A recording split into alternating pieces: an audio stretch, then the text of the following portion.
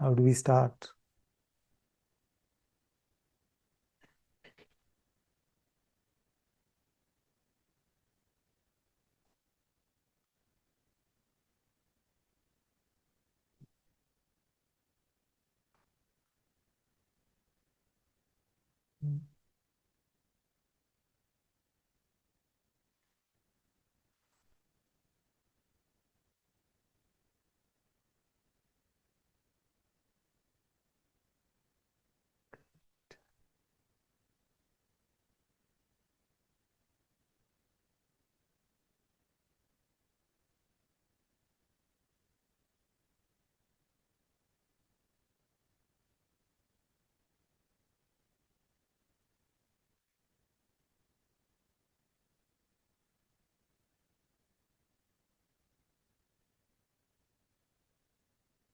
Uh,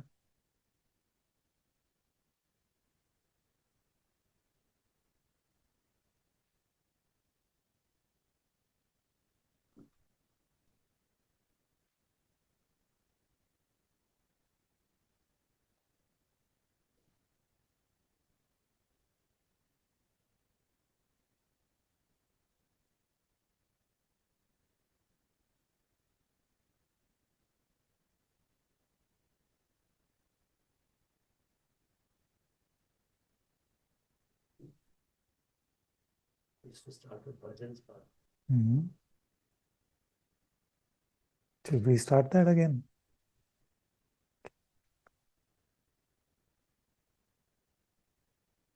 Mhm. Mhm.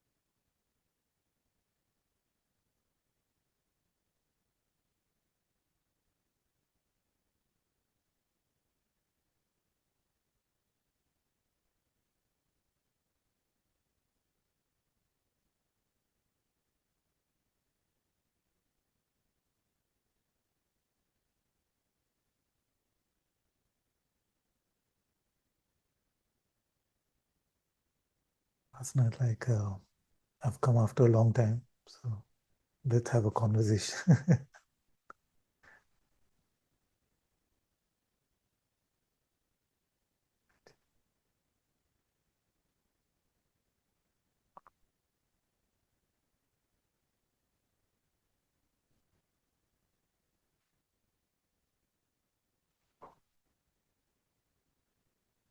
No one has a question today?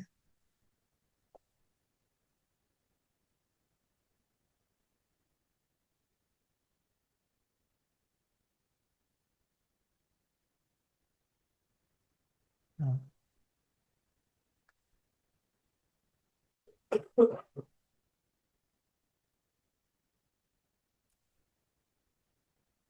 Is it on? Yeah. There's not really maybe not a question, but you say sometimes that it's God. Is it God for me or me for God? And I just feel like as long as there is a me, it's always God for me. Because even there is a prayer that the me is dissolved. Finally, that too, one is clinging to help. So there is, I mean, the me for God makes, like, as long as there's a me, wouldn't it always be God for me?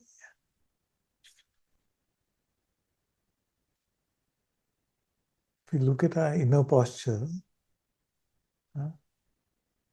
then you'll notice that there's like a grasping at God,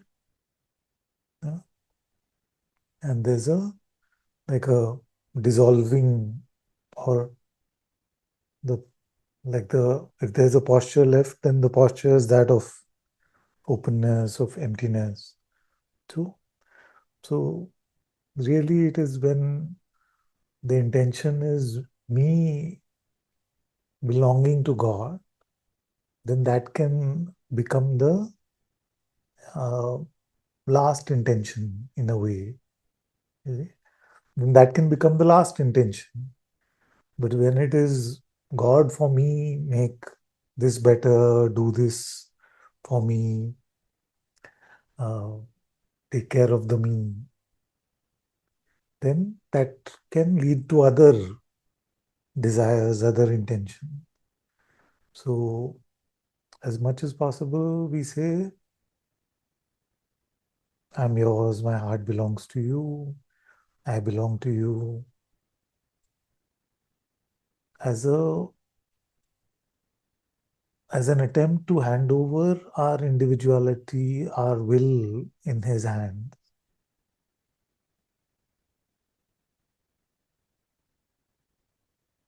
So that the texture of our inner posture remains available to emptiness, available to openness.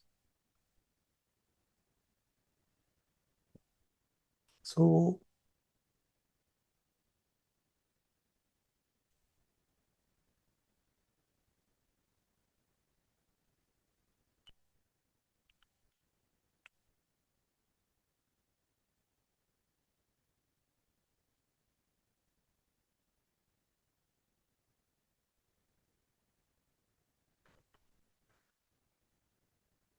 another way of saying that is that God is for me only when me is for God.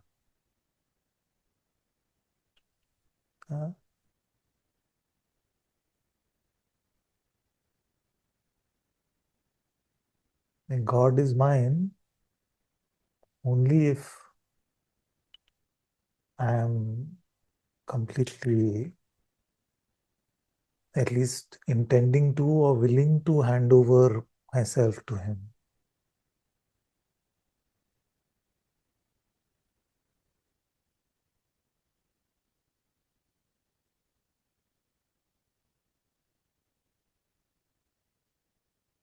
So the only refuge, the only safe place for the me is at God's feet. As long as we are empty, it's only God, God.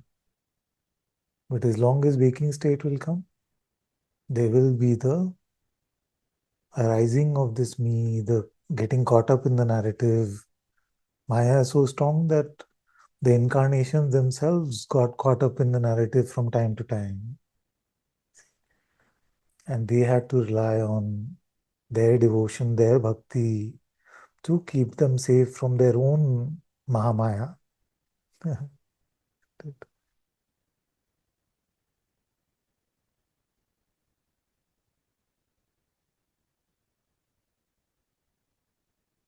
So let's put it this way, that empty, empty of me,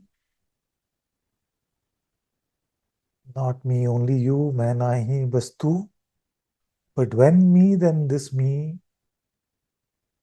should belong to God, should be offered to God.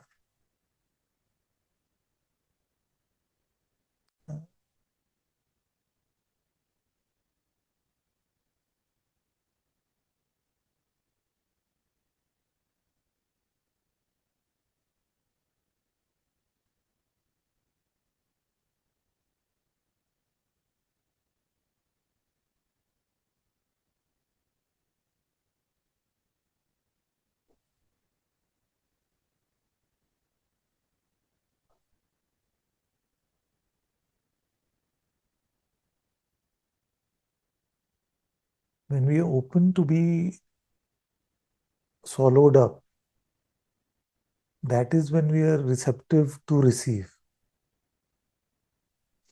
Notice? Notice this inside. When you're like that inwardly, then we are actually in the receptiveness as well. But when we are like that, inwardly we are not in any receptive position. And the whole point of spirituality is to be receptive to the light of the Atma within.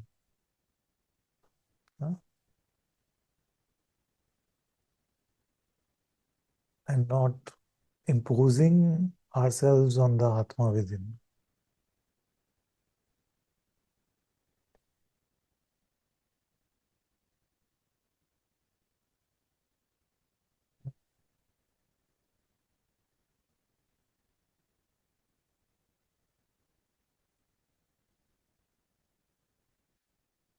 Once we accept the reality of God's presence.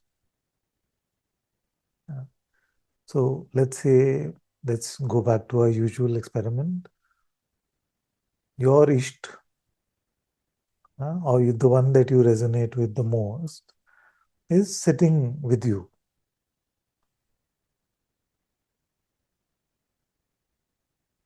We'll come to the as you part for the Advaitins very quickly. But for now, it's sitting with you. What will your posture be?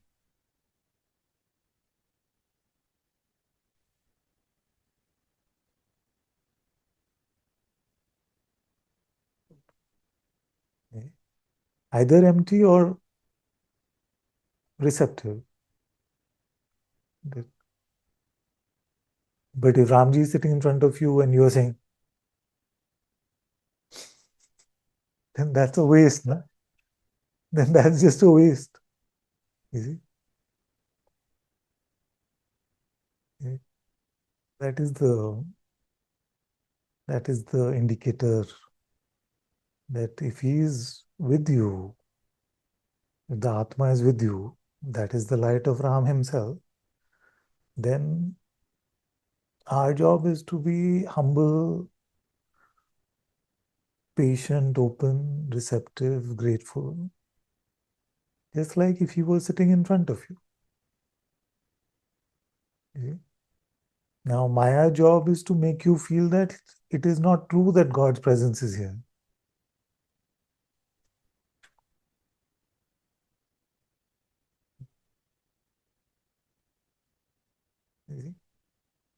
And if it is not true that God's presence is here, then we can never be humble actually. Because if this Maya is like this, then, and there's no God as presence, then we have to take matters into our own hands. There's no question of not going with our will. You see? So humility is only possible when we see the magnificence of the one who is present with us constantly.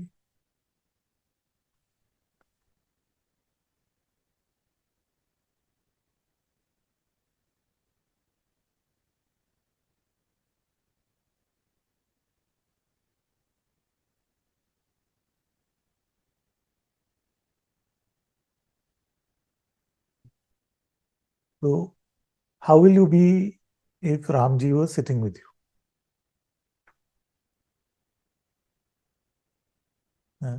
Will you be full of pride saying, look at me?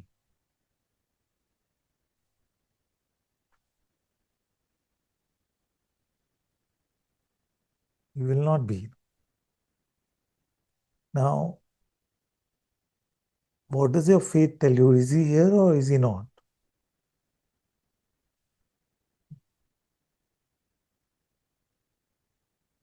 So spirituality is about faith, not blind belief, but faith. What does your heart tell you?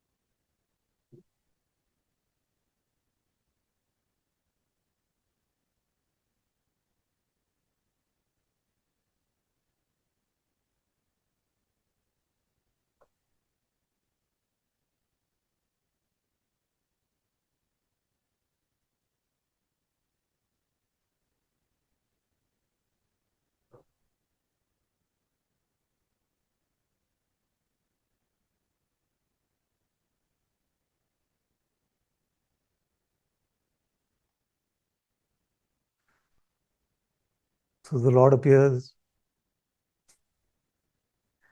and if our posture is,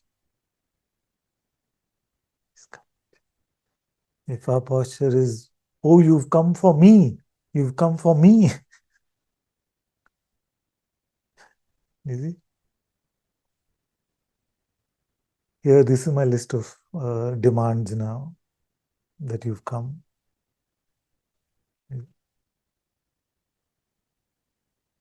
Then that would be a wasted opportunity because anyone around you may ask you, why didn't you wait to ask him what is his will? What did he want when he came? What did he want to tell you before you had your list of things that you wanted?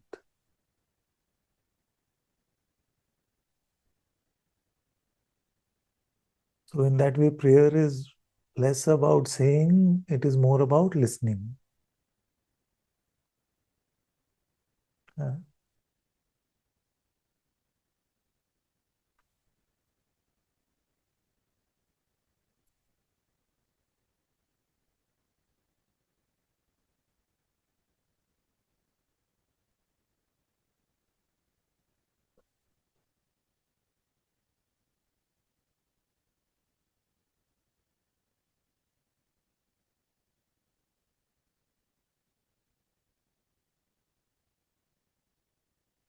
Are we willing to spend our lives just listening to our hearts, to our Atma's voice?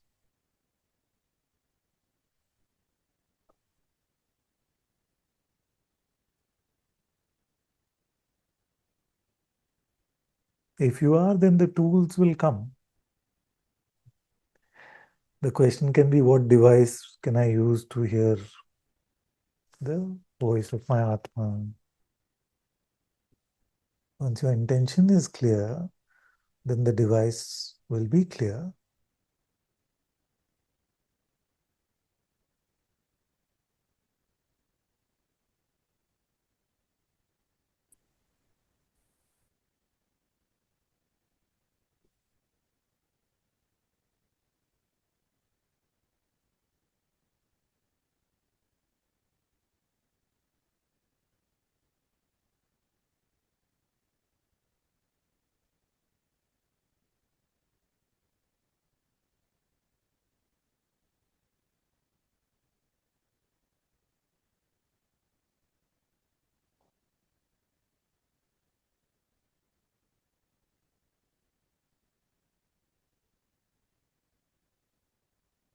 Also, we have to be careful just extending that same example. So, the Lord is sitting in front of you, and he throws some petals at you. Yeah? What are you going to do? Are you going to take those petals and run?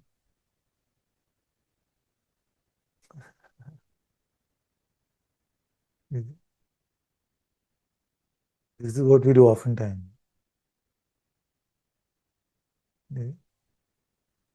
Get a sense of what I'm saying? Something is offered to you on the inside, either as some guidance or a vision or some intuitive sense. And the mind just wants to grab onto it and say, take this and run, as if it's going to be taken away from you. You see? So don't do that. There's a lot more where that came from. He's still sitting there. Uh,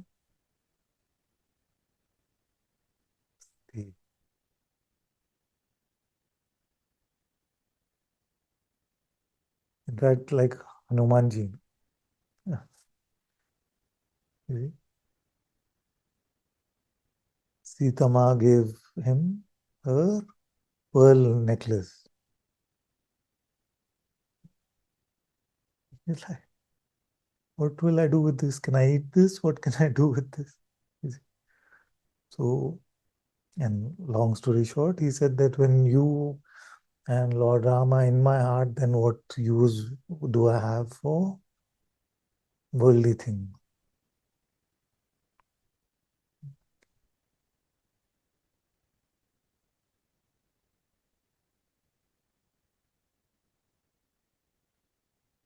So, how to be with God's presence?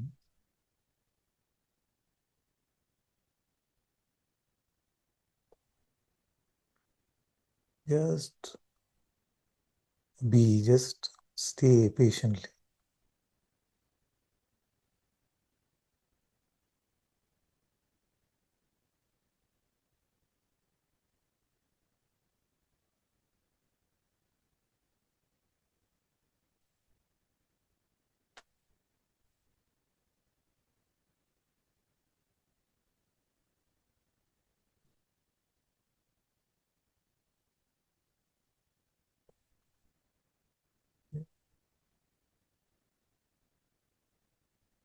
Now, we've been told that we must just be. We must just be. Aren't we just being?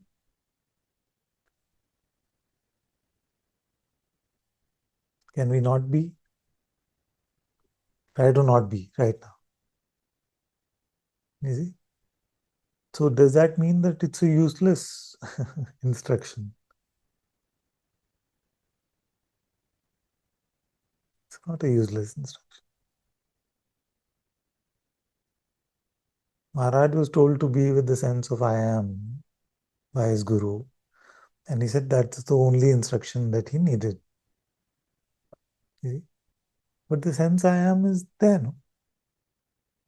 If there is waking state, it arises only because I am.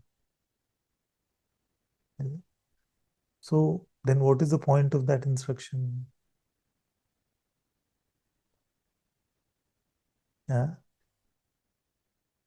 Yeah. So the idea is to turn ourselves and remain in the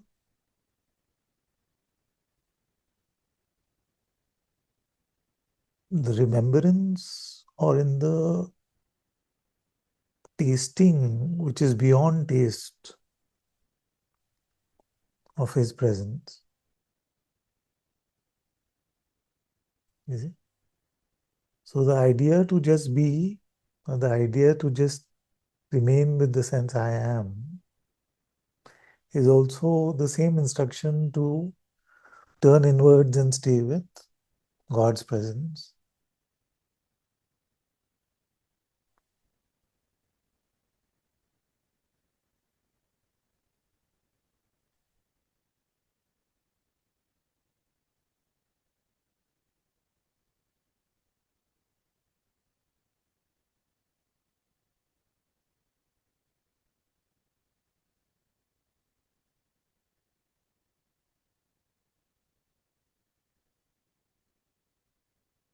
Why is it needed?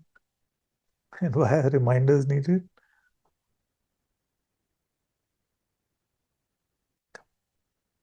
Because life is life. Waking state is the state of Maya. Things will play out, the mind will use the opportunity, will get caught up, and then all these reminders help us to wash ourselves clean of ignorance and egotism and go back in innocence to the presence of God.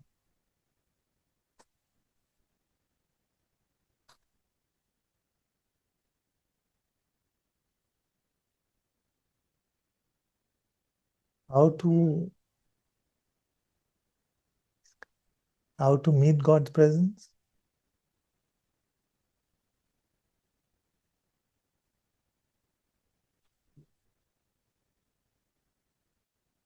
Yeah.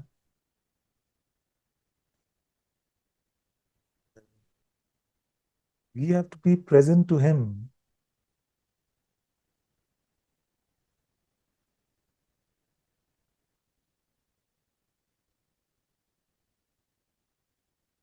Yeah.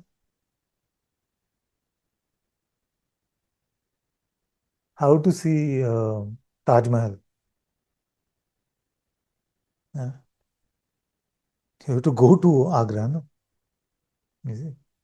So somebody says, I really want to see Taj Mahal, but they never go to Agra.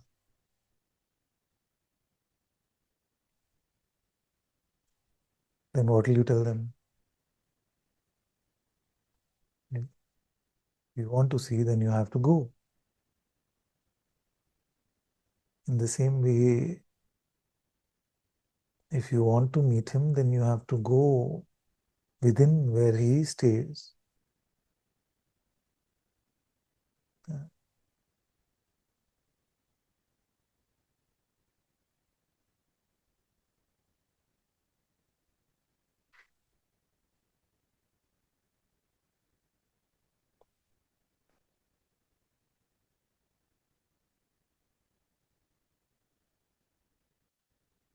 Now,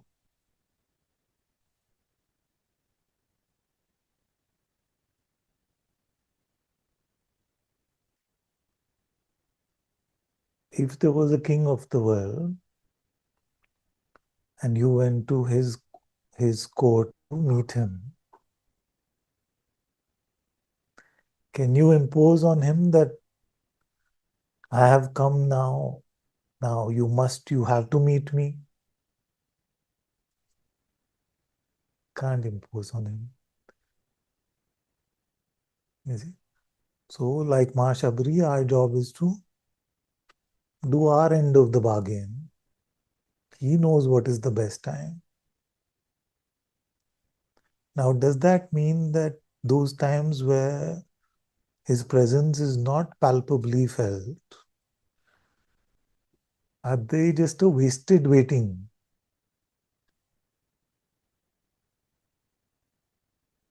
You see? So are you saying that Ma Shabri's 60 years of waiting was a wasted life and then she had 10 minutes of a good life? You see?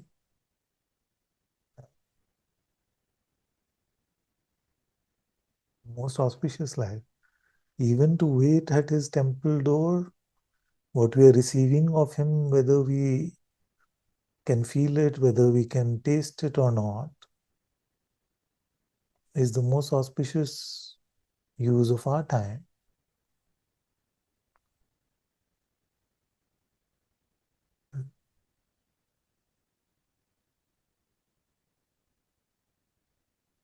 And 99.9% of the transformation that is happening, your mind and your senses will not know.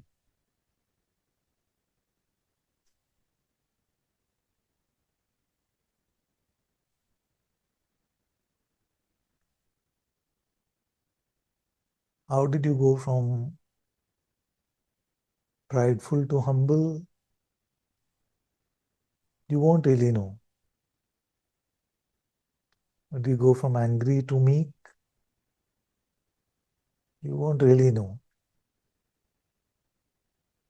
You may have the intention, but the transformation happens only by His grace.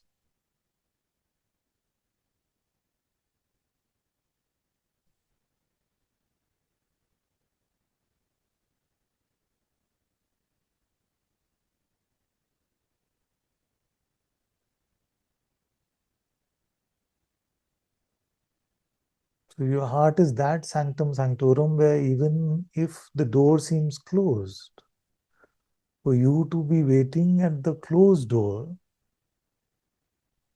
is the highest use of your life.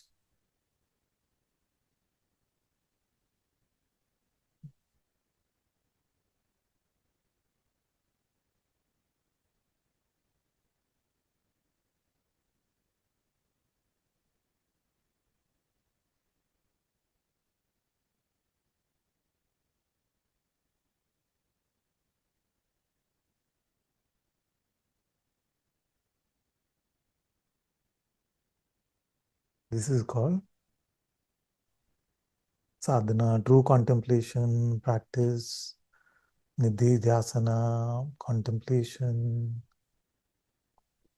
remaining empty.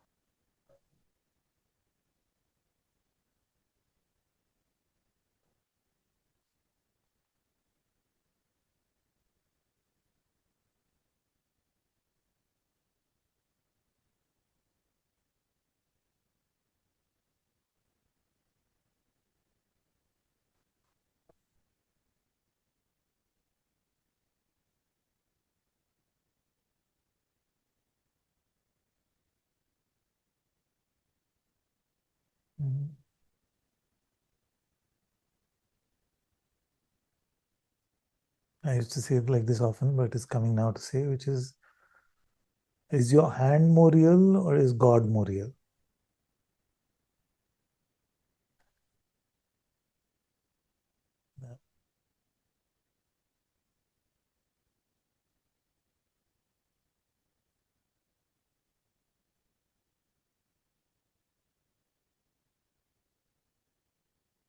This seems tangible,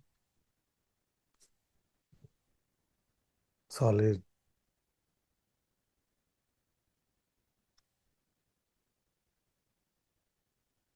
But the life of faith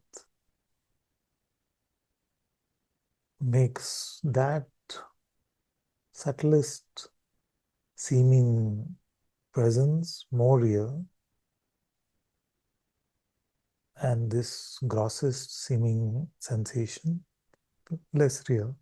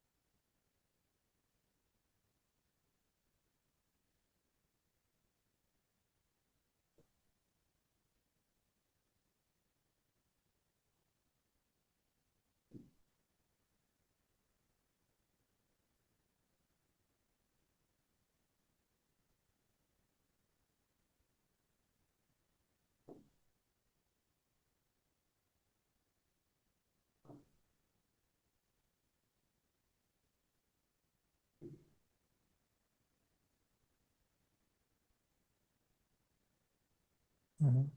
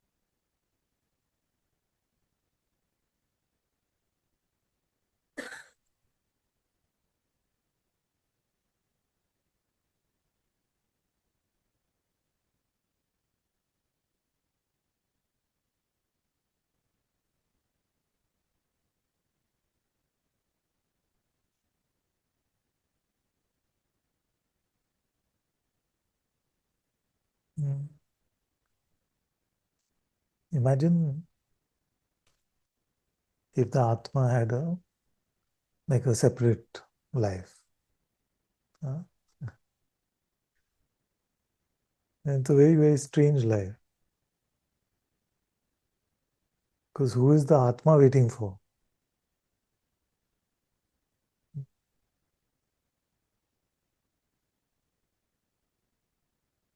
Uh,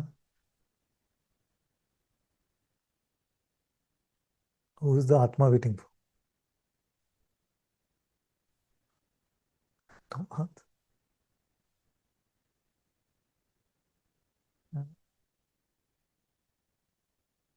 The Atma is God Himself.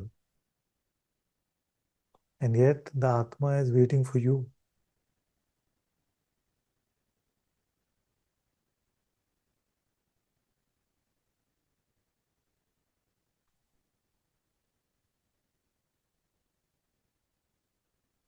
That's why I said it's a strange life.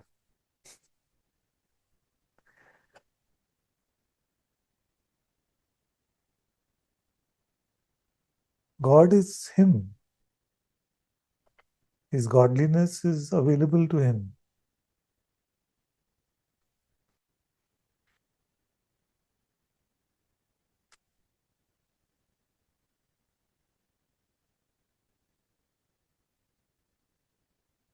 He's waiting for you.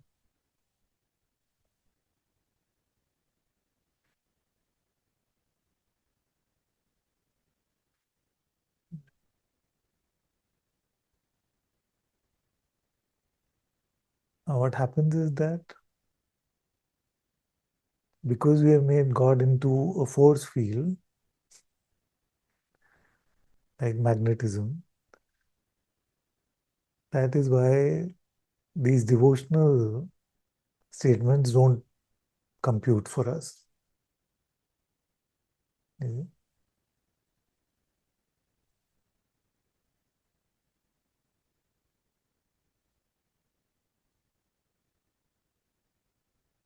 But just like God Himself is praying in your heart, and true prayer is just to join Him in that prayer.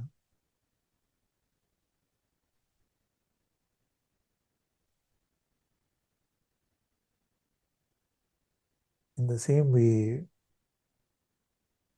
He's waiting for you to turn and offer yourself to Him fully. Not just in words, but in time.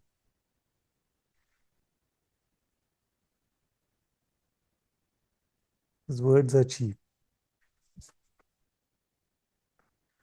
Anyone can say, I'm yours, Lord.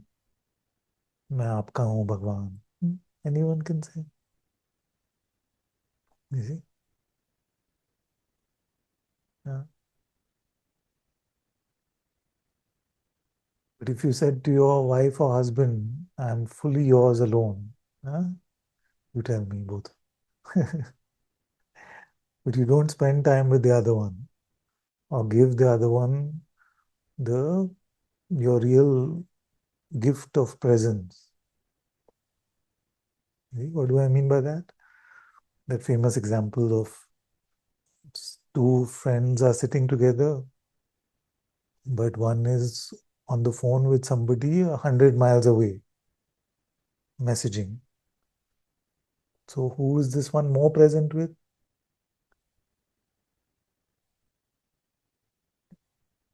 So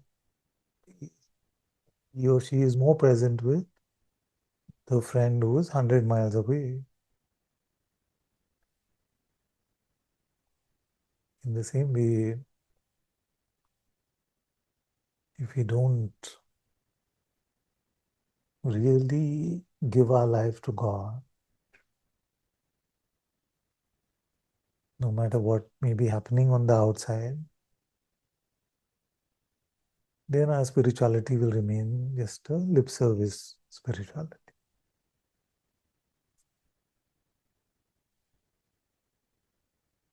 Okay? And if you say, I really want to find out who I am, same thing. Say, I really want to. Then how much time are you spending empty of yourself? Same thing.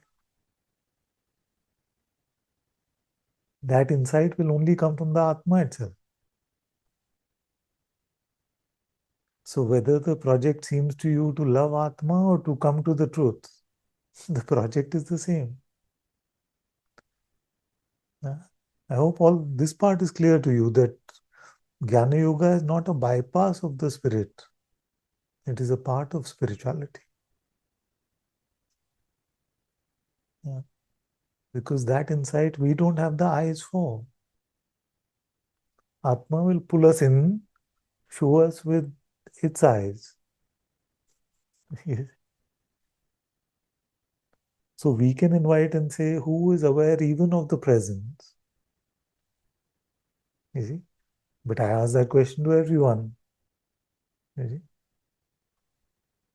And everyone knows the answer also. You see, but not everybody knows the answer. Huh? We know the answer, but we don't know the answer. You see? Now that no will happen only through the lane of the true Sadguru, who is the Atma itself. You see?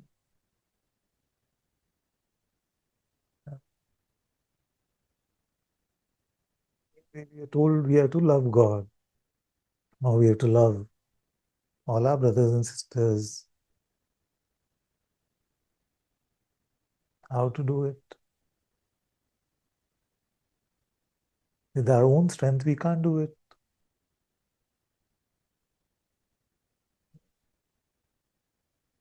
We can only do it in the light of the Atma within.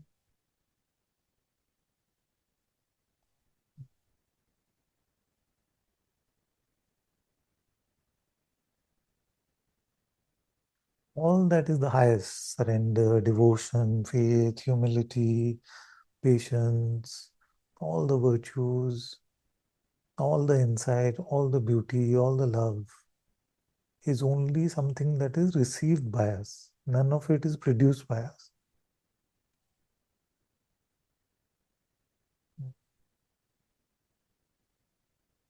Many get into this trap of trying to solve who am I, as if they will do it. Or solve a Zen koan, as if they will do it.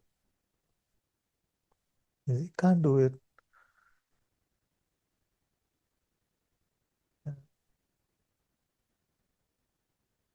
It's like if you want to fly up in the sky by flapping your hands, you can't do it. You see? But human pride is that way. We feel like if I flap hard enough, I'll. So the whole posture of spirituality is to come into the mode of listening, receiving, rather than creating. Yeah?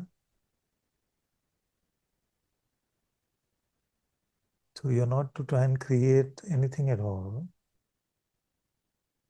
Make yourself as available as possible to receive.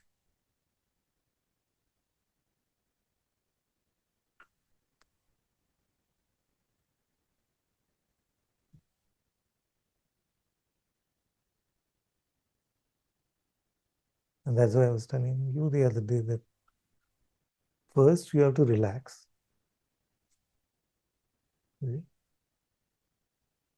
Because if you're too much in that doing, creating, grasping, understanding, all that mode, then that sheer stillness which is being spoken about will not be met. So just let go.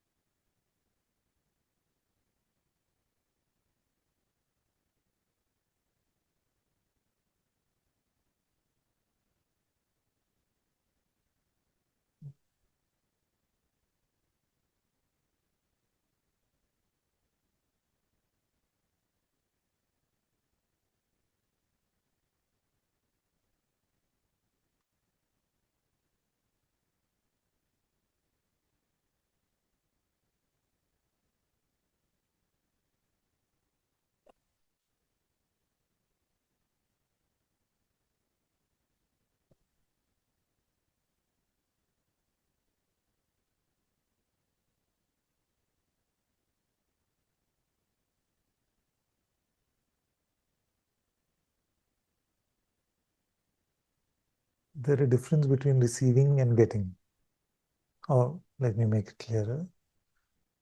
Receiving and grasping.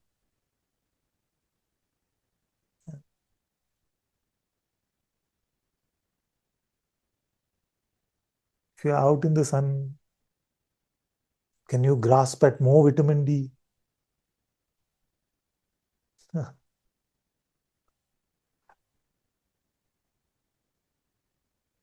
When will you come? Can't do it. Just have to receive.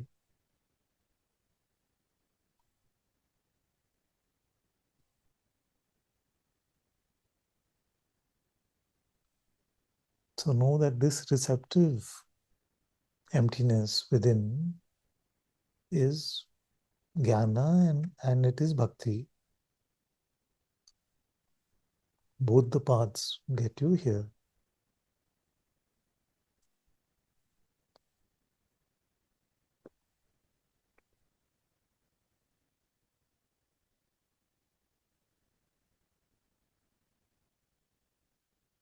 Now you're doing this. What will Maya do?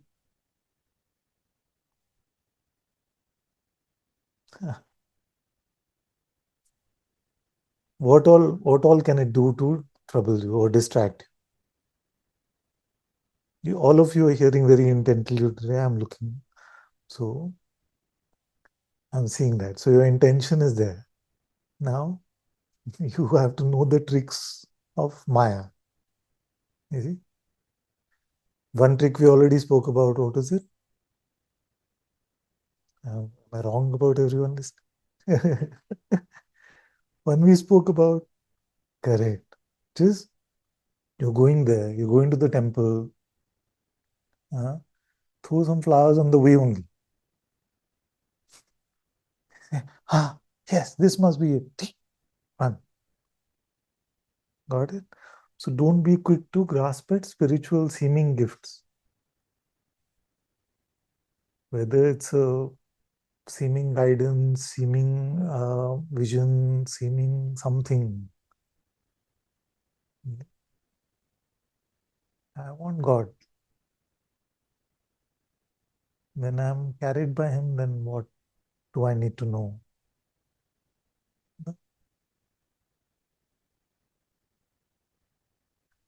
Stay. Take, receive the gifts as prasad, but stay in the darshan. Or stay at least in the darshan line. Darshan is not a guarantee, but line is guarantee.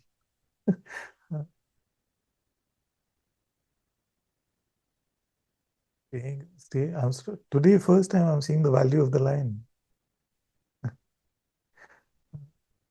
Stay in the darshan line, no matter what is given to you on the way.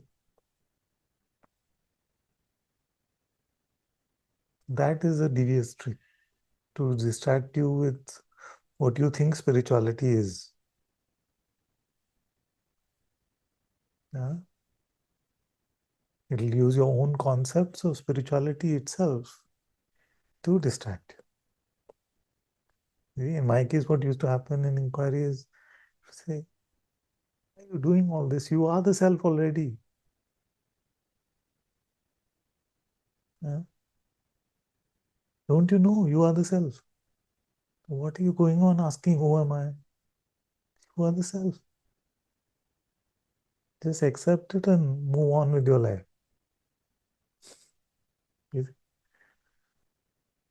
So conceptual spirituality, big distraction. What we think we know about spirituality gets in the way of spirit. I'm talking about things which are besides the usual mind attack and all those things we are well aware of. Mind attack, best relationship showing up, best opportunity showing up, all these things we know. But these subtle ones, you see, those things we don't. yet give enough attention to. We went to meet God, or we went to find out who we are. Then why did you return with just some guidance? I'm saying it strongly. Guidance is good to receive from God, but don't just settle for only that.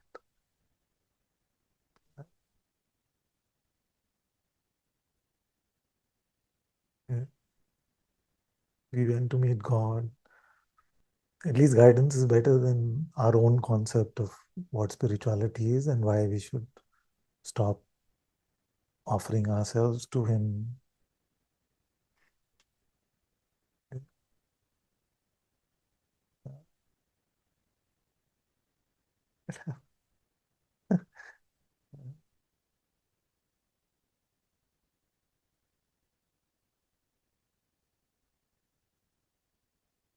So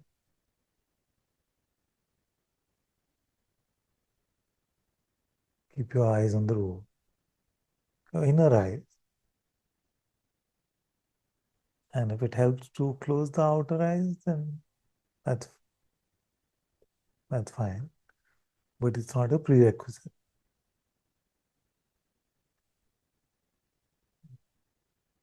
You don't have to retire into a cave. You don't have to quit your job or your life. Unless you can't do it while in those things. And that only you can tell.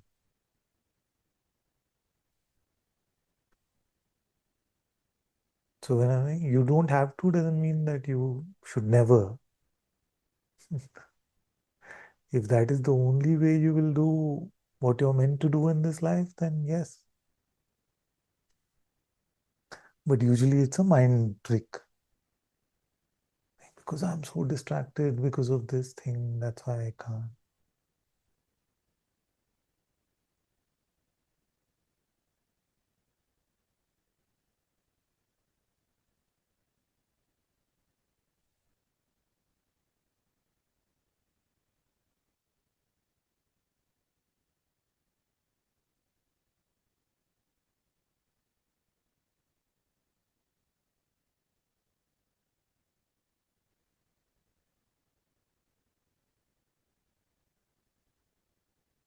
What would Masha Bri settle for? Somebody came and told her that uh, Lord Ram has sent a message for you. There's a pot of gold lying in that hill over there. Just walk up 10 steps and you'll find it. She'd stop waiting for Ram and go and get the gold. Oh, cha. You keep the gold. You know where it is. I'm waiting for Ram.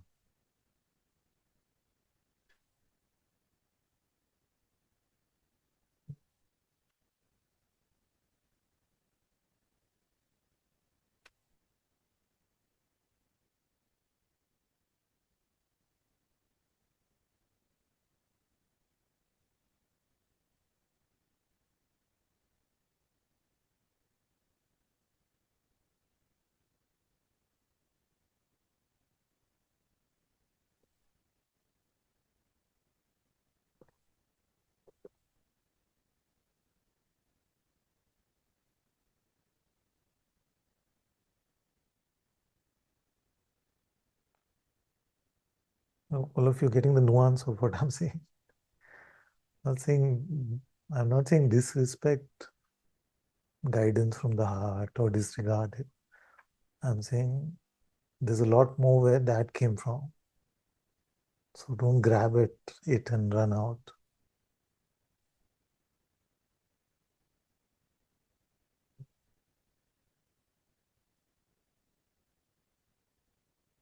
See, fundamentally, what is it? Fundamentally, it's a question of is God here? Yeah? Really, in satsang, what is it? Is God here?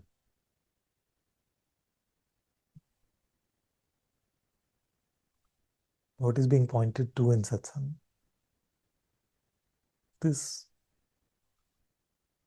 the verification, the recognition of this fact.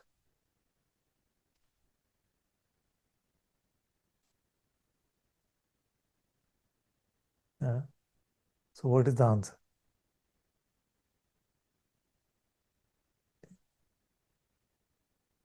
How do you know?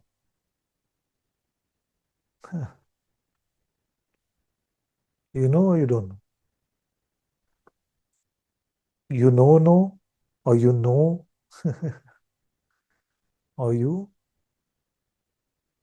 are following because your teacher is telling you.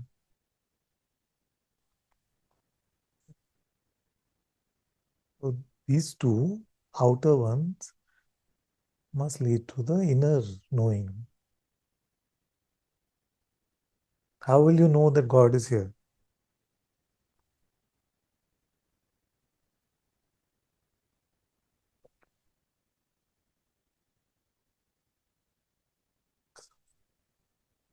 And where is faith to be found?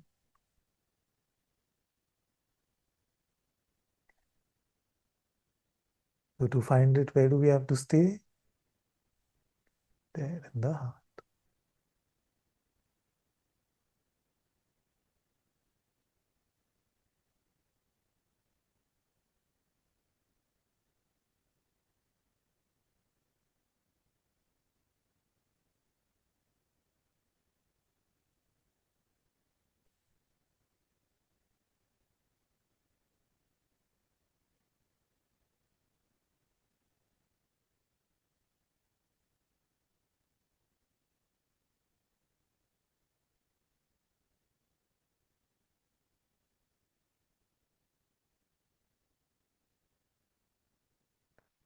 Okay, so the waiting part is clear. Now suppose one day, by God's grace, you can, through your intuitive eyes, through your heart eyes, you get to see that which is unperceivable. Not see it in a perceivable way, but through the eyes of the Atma itself, you come to a palpable, apparent darshan of the Holy One in your heart. Then what?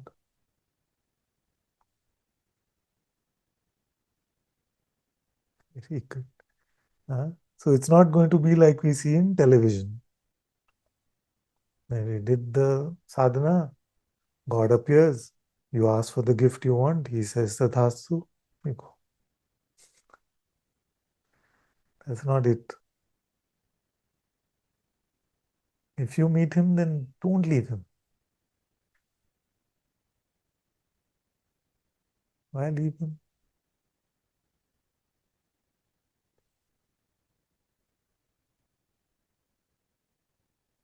Hold his hand in your heart and stay. That's all.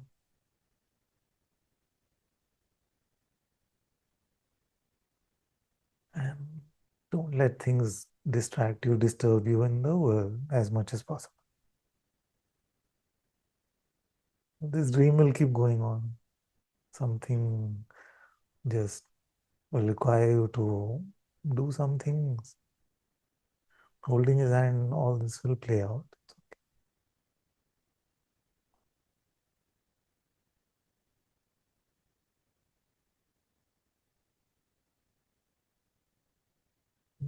Mic? Where's the mic? What is the answer? Ooh. Father, I feel for us who have been here even once, for us, biggest lay Maya can do is allowing us to not give time to the truth which you have once experienced, even once. The biggest Maya is that only. Yes. Exactly.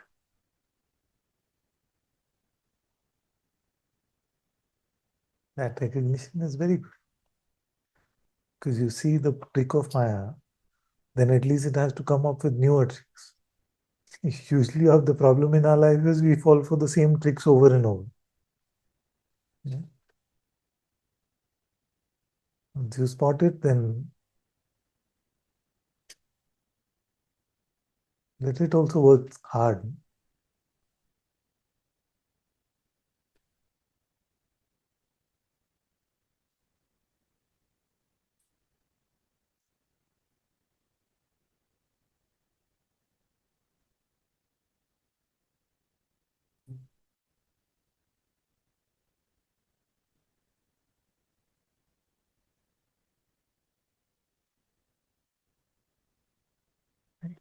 You want So just one sharing, like, so yesterday I was feeling that only if I don't belong to anybody, then only I can belong to everybody, kind of equally, not in differentiation way, equally to everybody. So it came without any effort, but I didn't stay with it. I didn't stay with the truth. By evening, it was gone experientially.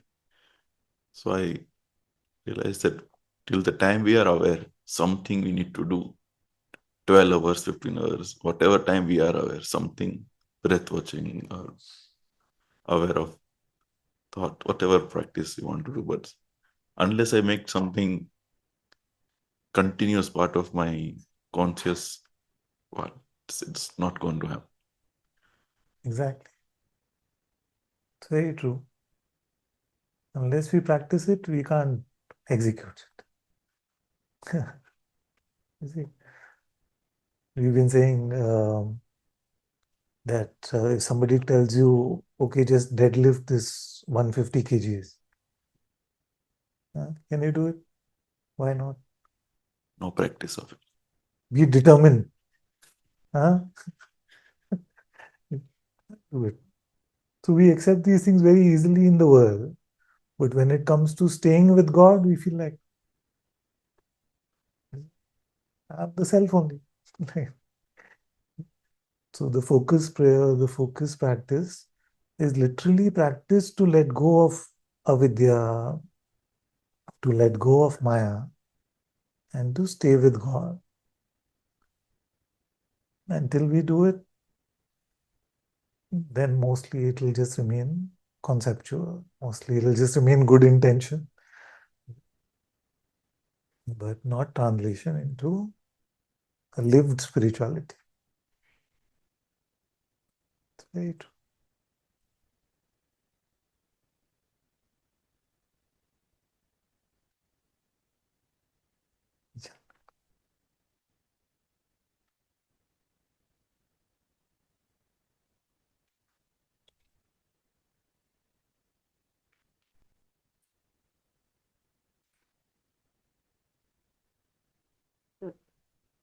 If what is conceptual spirituality was a question. That if something doesn't bring me to that, that you keep pointing to, like for example, a pointer.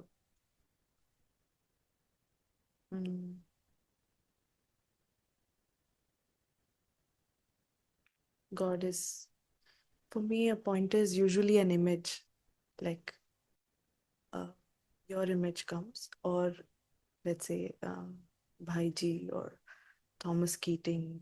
Now, because of the centering prayer, it's Thomas Keating. So just that image of his brings me to God's presence.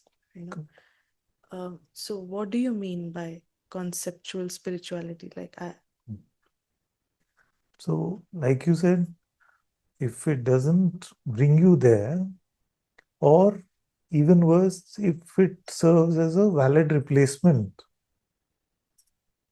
That's why I was taking the example that why do I have to inquire? I already know I am the self.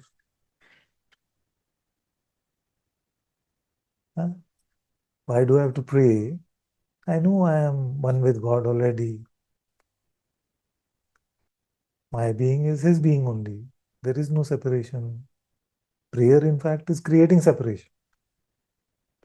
Don't pray. And it's very compelling argument. No? Like if I sold it like that really hard, then many of you would buy it also. You see? So to take a concept, like a conceptual understanding, what did we do? We took a concept and it took us away from the time which could be lived being present to the presence. So that which brings us to be present to the present is spirituality. That which takes us away from that or pretends to be spirituality but is a replacement of that is a conceptual spirituality, lip service. To look at it more because What you said is perfect. The point of spiritual pointers and spiritual sadhana of any sort, whether it is chintan of the Leela or whether it is taking God's name or whether it is self-inquiry or centering prayer or any spiritual practice, is to bring us to that, to bring us to be present to the presence.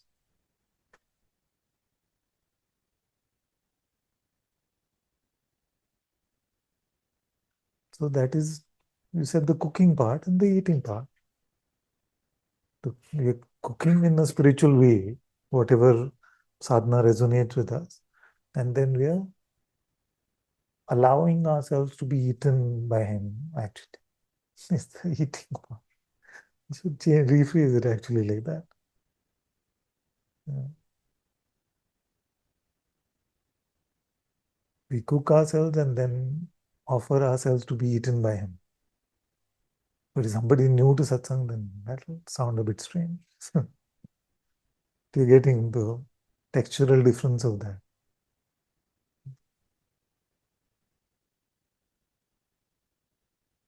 Then what happened?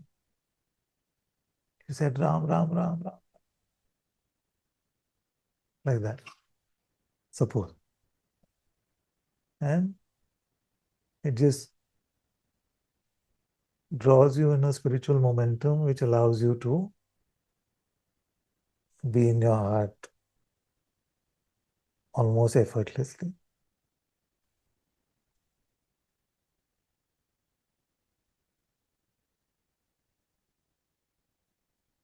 It's easy to gather up all our faculties which are usually dancing around too much in the waking state.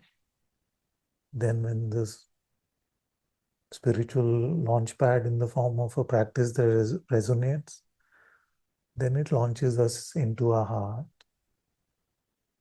And it is just a very light stain.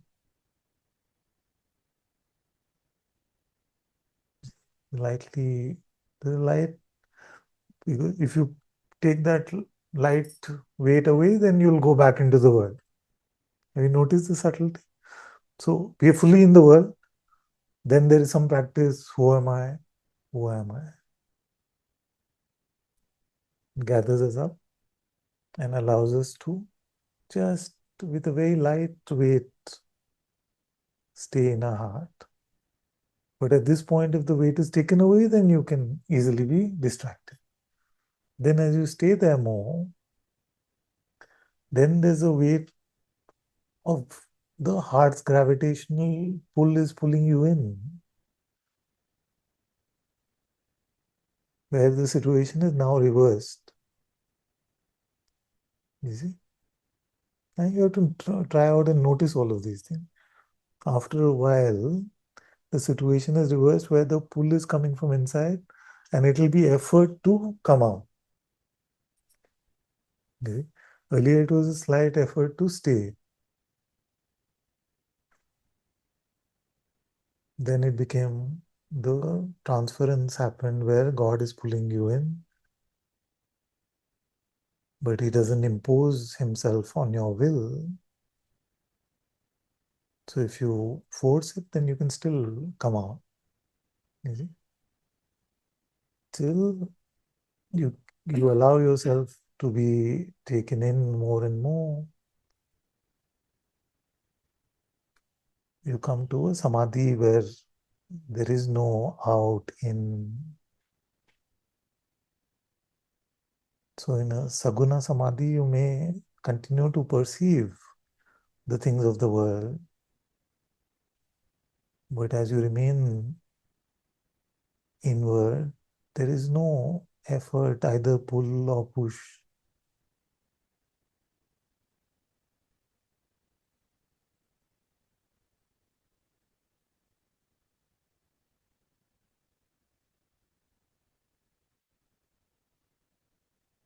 There's just a ease, but there's no sense of somebody here.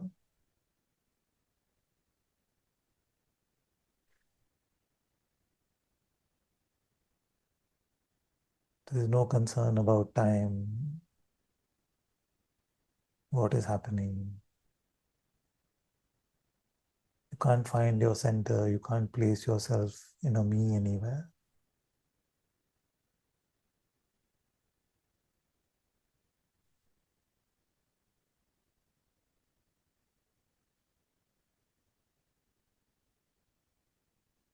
Then, if it is His grace, then everything goes away. Inner, outer, all thoughts, all sense of breath, all sense of time, space.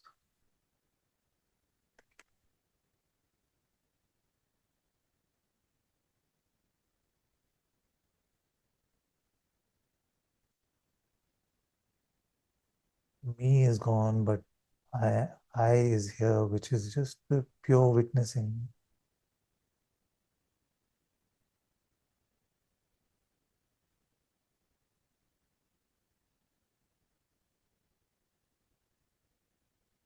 With nothing to witness at all.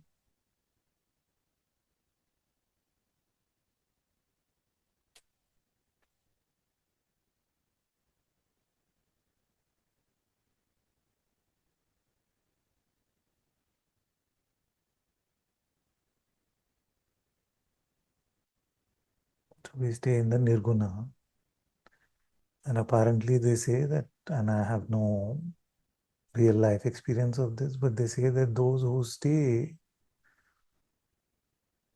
in this state of grace of Nirguna for this long, then there comes a point where all separation, all individuality merges into him in the form of a divine union, a divine marriage.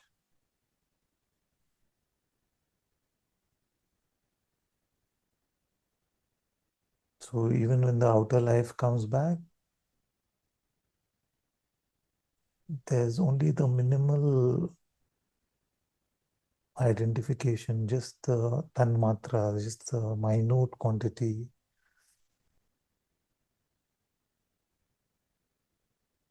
which plays out.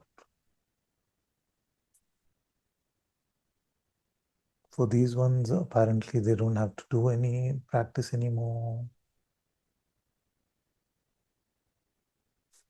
They don't have to do any sadhana. Their whole purpose of their life is now complete.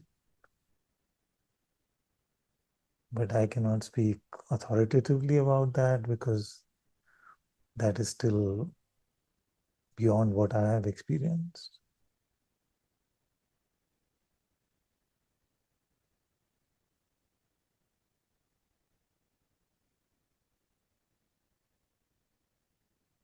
Mhm.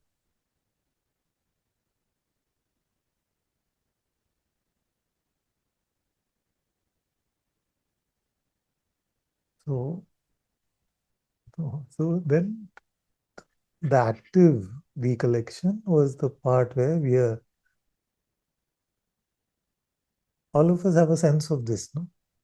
When we close our eyes, if we were to remove our intention to stay within, we could easily go out.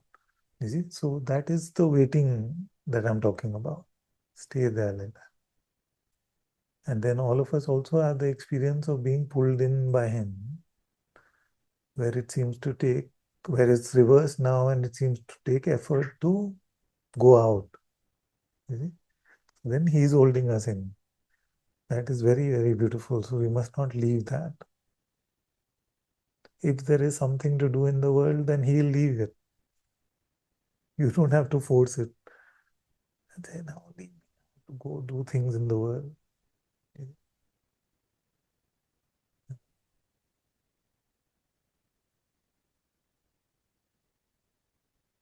Stay there, where all beauty, truths, love, everything is received by us.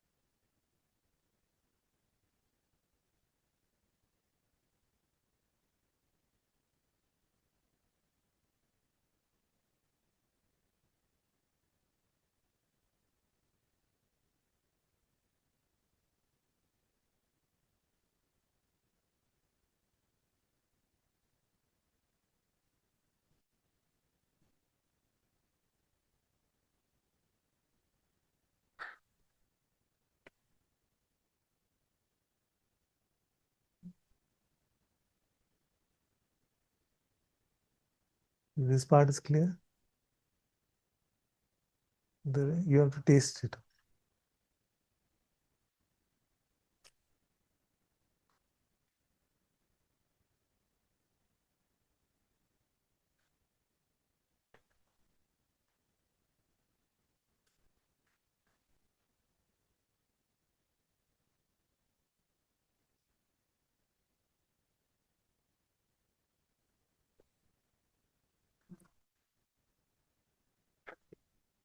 That's why after satsang, it will be good to just not rush back into worldly things. And if life has given us the space, why? We're meeting friends after this. Her expression is telling me a lot.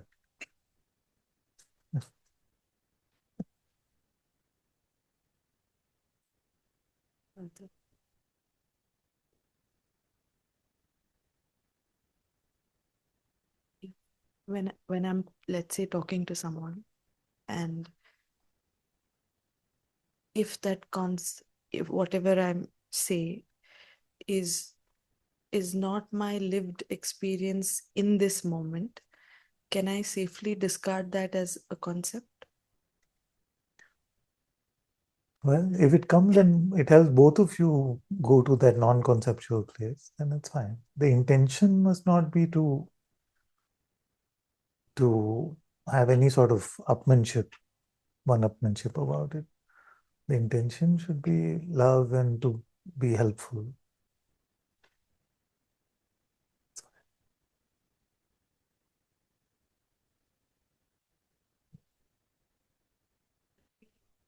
Let's say I'm saying something, if it's not If it's never your lived experience, then you should never say it. If it has been your lived experience, but in that moment it is coming, but you're not actually meeting that in your heart yet, then it can be a good reminder to both. You know, that integrity is very important to only share from what is our true insight and mostly share from what is our lived experience in the moment. But no, we don't have to fully discard that which has been very apparent to us. But it's not just say for the other one. Okay? Satsang is satsang because I hear it for myself first. Many things that most of what I hear I have to apply for myself.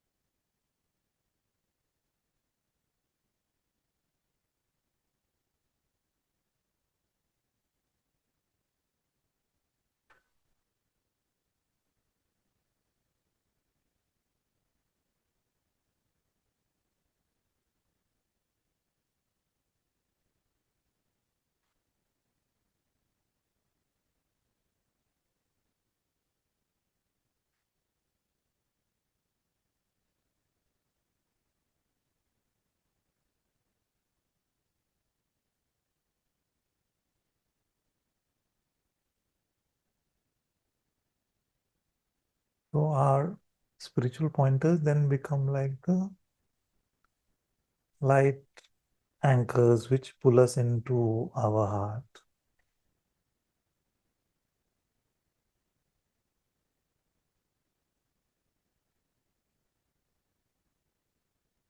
There's, besides that, there's nothing we can do. At this point, there's nothing else. We have no instrument left to do anything else. Then we just have to wait in that open posture.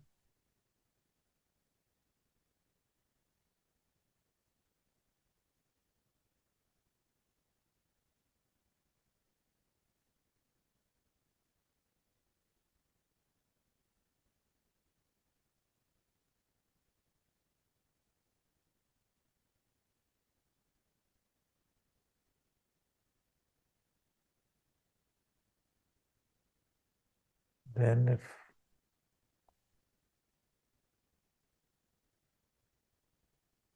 he has to come and pull us in deeper into the ocean, then only he can do that.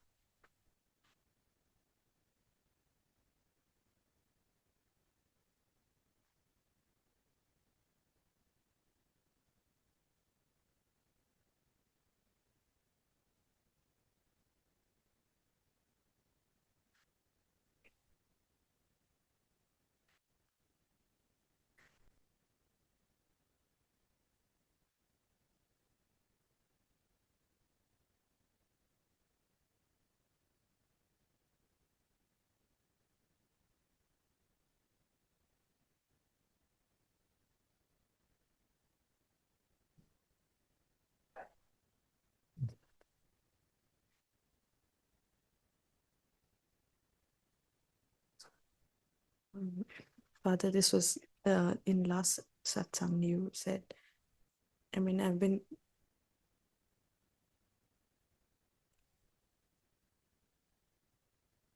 like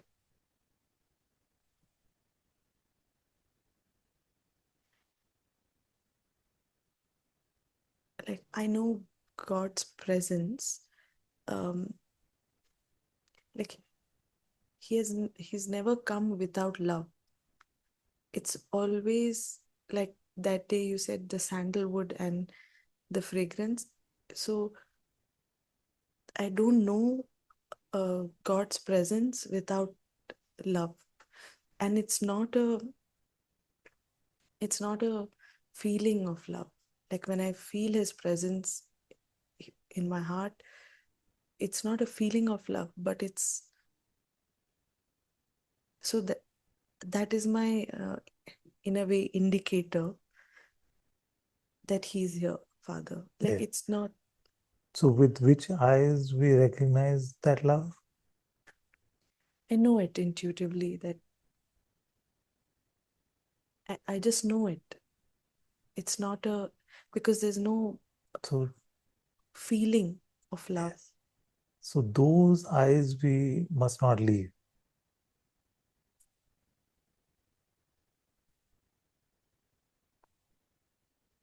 So that perceptionless gravitation which pulls us in is also love. What we taste in the tasteless taste of samadhi is also love. Now, how do we know that? Because it's not a felt love. Like, are you feeling a lot of love or bliss or peace? No. So, but we know it is love in the deeper knowledge from the Atma itself.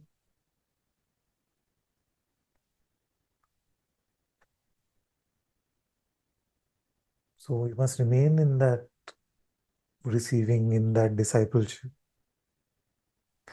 First, we must remember that this knowledge, even that is love, is received by us. It is not even like sensed by us. Huh? Clear, no? It's just received by us. All truths, all that is valuable is just received by us over there.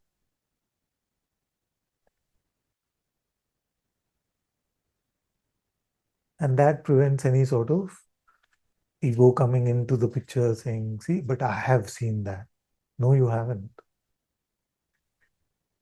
You see, you were given that.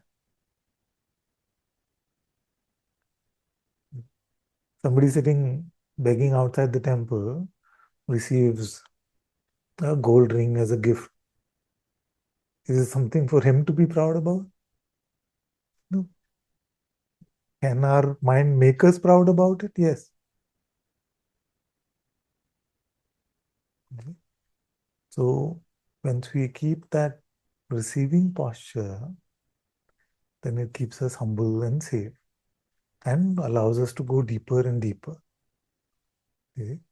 The minute otherwise we are able to conclude things, then like we were saying earlier, then that freshness of that present looking goes away. You see? So you must just keep receiving and not give what was received to the mind. Yeah? Keep it safe.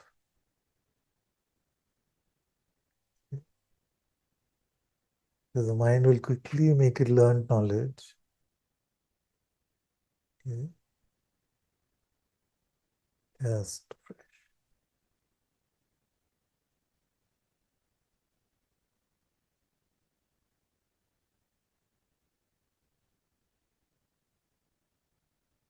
So have I met this silent love? I don't know. Let me check. Like that. That should be the posture. Does God pray in my heart? I don't know. Sounds beautiful. Let me check.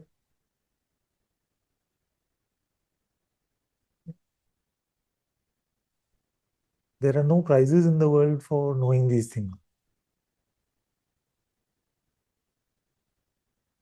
The only prize is that you spend your life with God and He will give you a place at His feet after this life is done.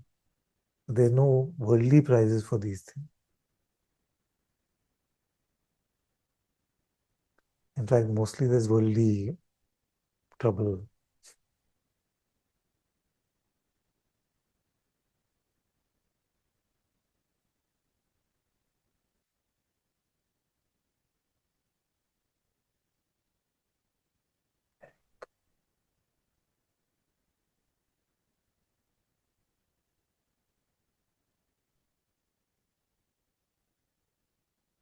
Just keep it just well guarded in your heart.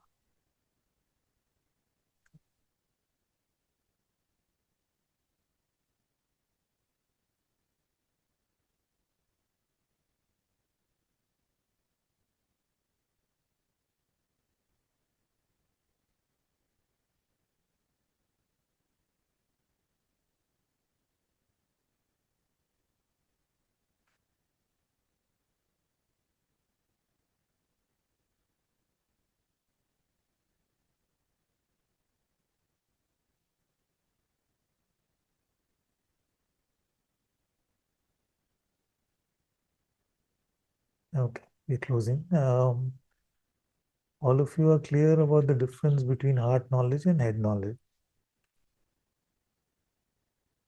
Yes.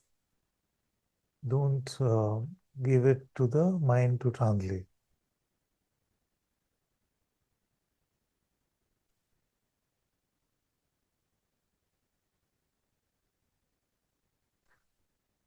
Observe that when you're in the stillness in the heart, it is a state of knowing, although to the mind it is a state of being lost. State of knowingness, although that knowing is a lot subtler than words.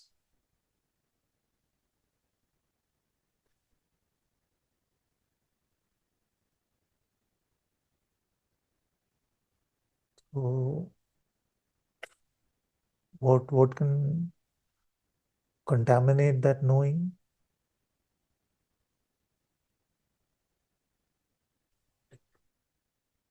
Wanting to flaunt it, or even not flaunt it, but wanting to get it, wanting to understand it. There's no rush for that.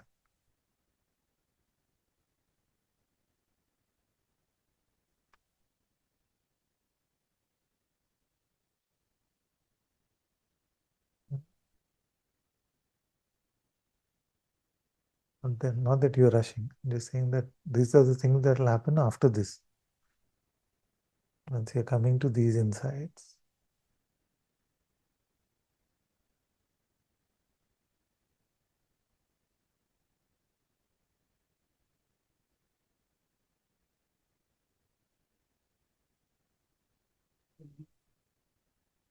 this is everything. That's why naturally what God will do is for 3-4 years he'll make you quiet about these things. You just want to sit in it and not talk about it.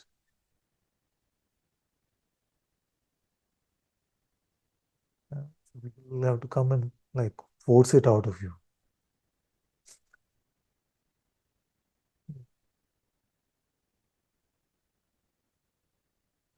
It's just that inner cooking that's happening, the inner just maturing that is happening. We must not get into a sort of premature, make it a premature understanding.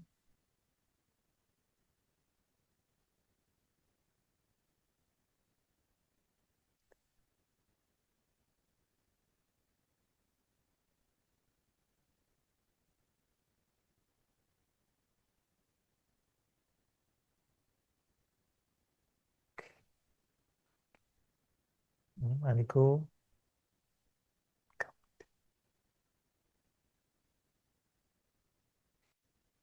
are you able to unmute? Thank you so much, Ananta-ji. Yes, now it's okay. I just wanted to say something really fast, not make you more tired.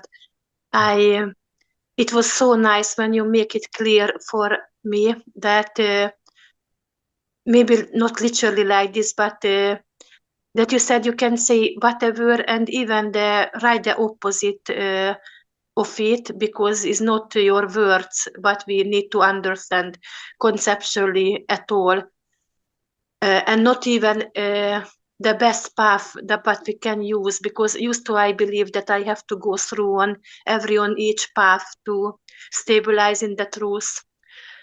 And after all this, still my mind can use your words as a kind of disturbance, like the last time I was sitting in really deep silence, and then your words was coming to tell me that, oh, this is would be much better to get 100 times disturbance and go back to sitting in the heart than just staying an hour like in silence. And then I said, oh, where is my disturbance? Why is not coming now? It must be much better.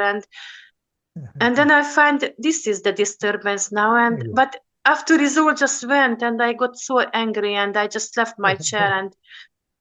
And so the question actually is like, because yes, the words is just for remember, as a memory to lead us back to the heart. But sometimes I just suddenly I just cannot decide when the words coming, even with your voice is coming, that sometimes I just suddenly cannot decide this is just now a memory to lead me back to the heart, or this is just the mind using your words as distracting.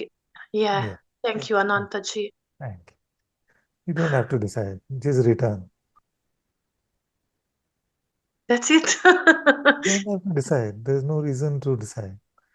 Decide means intellect. So you Yes. don't have to Yes. decide. Yes. That is easy. It's easy, right? Thank you, Ananta-ji. Thank you so much. Love you all. Love you so much, Ananta-ji. Thank you, my love. Thank you.